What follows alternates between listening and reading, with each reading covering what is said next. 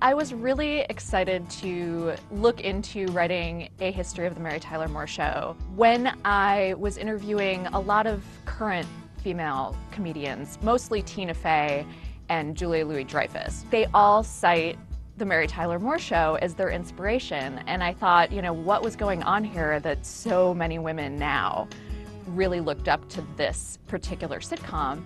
And once I looked into it, I also found out that it was one of the first shows to hire many women behind the scenes to write for it, as opposed to just the token one or two. And that seemed to make all the difference, I think, and women of the time really responded to it and related to it and still look to it today for inspiration.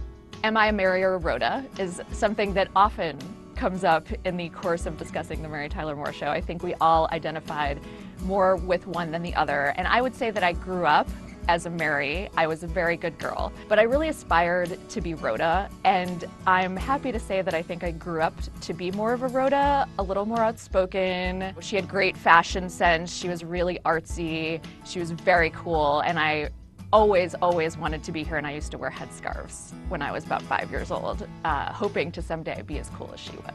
I believe that Mary Richards would not necessarily have called herself a feminist at the time that she was on the show. But I think that she learned a lot of lessons through what we saw on the show that probably would have led her to eventually identify as a feminist. And I like to believe that she would be out there somewhere right now, kind of rabble-rousing even in her latter years. I think a lot of television shows in the last, I'd say 10 or even 20 years, really hark back to the Mary Tyler Moore Show. And we've seen an explosion of them now in recent years, specifically the shows about single women kind of making it on their own in the city.